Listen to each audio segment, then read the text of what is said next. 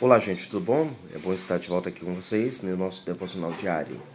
Nós estamos estudando o Breve Catecismo de Westminster, ok? E a pergunta 2 do Breve Catecismo nos questiona: que regra deu Deus para nos dirigir na maneira de glorificar e gozar? A pergunta ela tem implicações diretas com a pergunta anterior de como glorificar a Deus e como ter prazer em Deus. Não adianta você dizer que quer glorificar a Deus, não adianta você dizer que quer ter prazer no Senhor, se você não quer conhecer a sua vontade, da maneira como você deve glorificar e da maneira como você deve ter prazer nele. Esse é um problema da igreja evangélica de modo geral, né? A maneira como eu devo cultuar a Deus, a maneira como eu devo glorificar a Deus e gozar e ter prazer nele, não é algo que eu posso criar, não é algo que vem da imaginação humana e não é algo que deve vir das sugestões de Satanás, mas é algo que deve derivar de alguma fonte melhor, de uma fonte superior, de uma fonte augusta. Não é meu pensamento, não é minha maneira de adorar a Deus que importa. Não sou eu que sei como agradar a Deus, não sou eu que sei como trazer prazer ao seu coração, mas é apenas Ele. E daí o catecismo diz: a palavra de Deus que se acha nas escrituras do Velho e Novo Testamento é a única regra para nos dirigir na maneira de glorificar e gozar. Então, a direção correta para o culto, para a adoração a Deus, não é a intuição humana, mas é a palavra de Deus. Observe bem esta pergunta e observe bem essa resposta. Ele diz primeiro que é a palavra de Deus, que se acha nas Escrituras. Então, a primeira coisa que você tem que entender é que a Bíblia que você carrega, ela é palavra de Deus.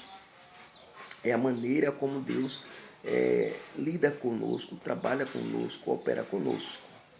Então, esse é o ponto interessantíssimo que nós temos na Escritura Sagrada. A outra questão quando fala disso, fala que ela é uma sagrada Escritura, uma palavra de Deus que se acha nas Escrituras. Então, a palavra de Deus se acha em toda a Bíblia. Não é uma parte da Bíblia que é a palavra de Deus, não é uma outra parte da Bíblia que é a palavra de Deus. Aqui, de maneira muito nítida, se combate a noção dispensacionalista que vai propor uma ruptura entre Antigo e Novo Testamento, não apenas na cadeia da interpretação escatológica, mas em toda a maneira de encarar a Escritura Sagrada como um todo. O catecismo, por ser um documento aliancista, engloba exatamente a ideia de que a palavra de Deus não é só achada no Novo Testamento. A palavra de Deus é achada no Antigo e no Novo Testamento. E estes dois testamentos formam uma única regra. Então, aspectos de doutrina, aspectos de vida, aspectos da vida cristã devem ser tomados da Escritura Sagrada. Lembremos do que Paulo escreve lá em 2 Timóteo, capítulo 3, versos de 15 a 17, onde nos lembra que Timóteo, desde a infância, sabia as sagradas letras, que poderiam torná-lo sábio para a salvação pela fé em Cristo Jesus, e que essa escritura ela é divinamente soprada, teopneustos, inspirada por Deus, e ela é útil para a correção, para a educação na justiça, a fim de que o homem de Deus seja perfeito e perfeitamente habilitado para toda boa obra. Então, a Escritura como um todo, na sua unidade, ela é exatamente isso. Ela é a fonte de todo o nosso conhecimento, da maneira como adorar a Deus, da maneira como glorificar a Deus. A outra questão importante é que a Escritura é a única regra. Veja, é claro que nós estamos falando aqui do Catecismo Menor, que é uma regra dentro da tradição presbiteriana e de algumas igrejas que o subscreve, mas eles são regras subordinadas à Escritura. Quando fala que é a única regra, está dizendo que a única regra é infalível de fé. A única regra que eu tenho é a Escritura. Isso é importante, porque não é a experiência que vai ditar a minha maneira de me posicionar numa doutrina, no ensino, não.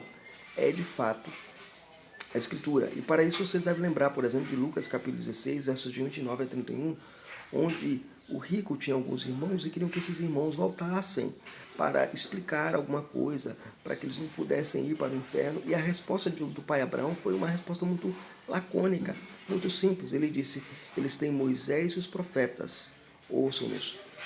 E aí eles: não, pai Abraão, mas não, se eles não ouvem nem a Moisés nem os profetas, tampouco deixariam se persuadir caso algum morto ressuscite. Então, Abraão lembra que não é a experiência que é o locus da verdade, mas é a própria verdade de Deus revelada.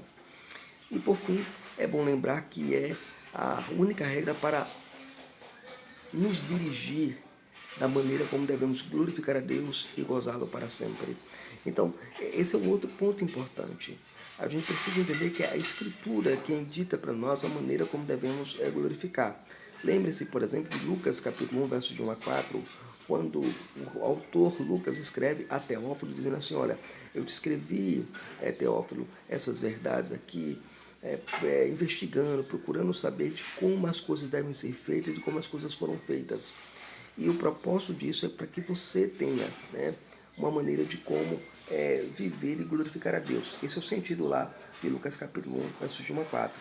Mas também lembremos do propósito do Evangelho de João, quando João escreve, lembrando que a Escritura tem como objetivo me levar à fé pessoal em Jesus Cristo, e essa fé pessoal em Jesus Cristo aponta para a maneira de glorificar a Deus e ter prazer nele.